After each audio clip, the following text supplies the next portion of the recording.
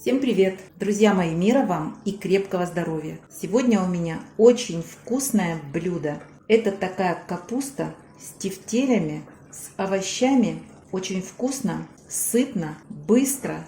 Посмотрите, какой перчик и какие тефтельки. Чудо!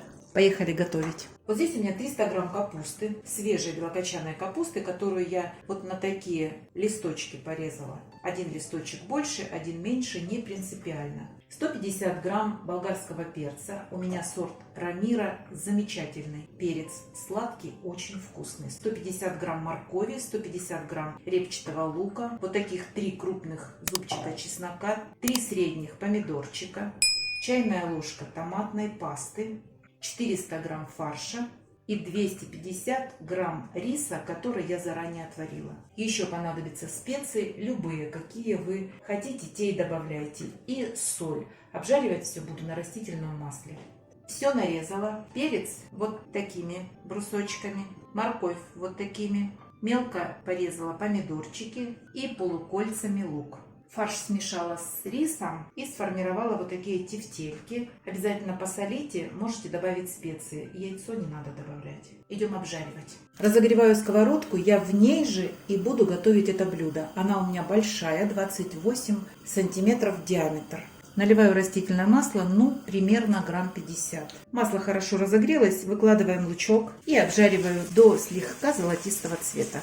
К луку добавляю морковь и сразу же томаты.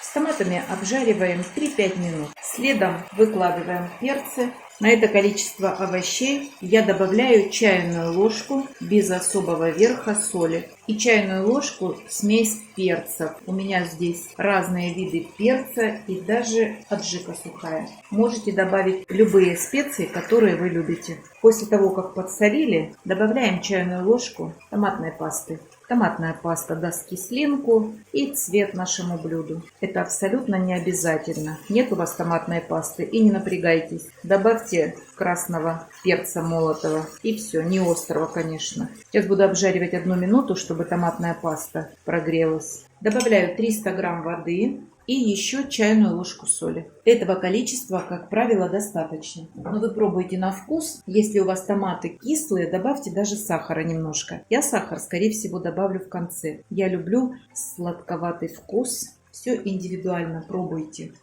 А теперь я буду выкладывать листочки и тефтельку. Листочек и тефтельку. И сверху накрываю оставшимися листочками. Чем больше капусты, тем вкуснее. Убираю огонь на минимум.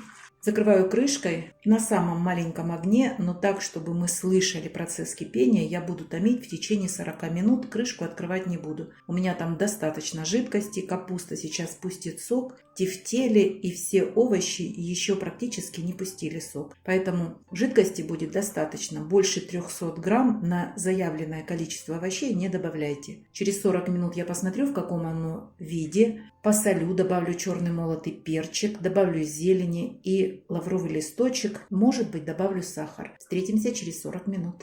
Через 20 минут посмотрите, сколько выделилось сока. Можно вот так сверху полить. Если у вас не образовалось столько сока, может быть, у вас овощи не такие сочные, добавьте немного, грамм 100 воды, а затем не забудьте подсолить, потому что вы разбавите водой и соли будет недостаточно.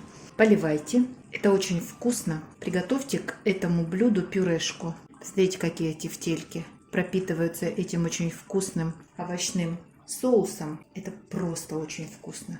Закрываю.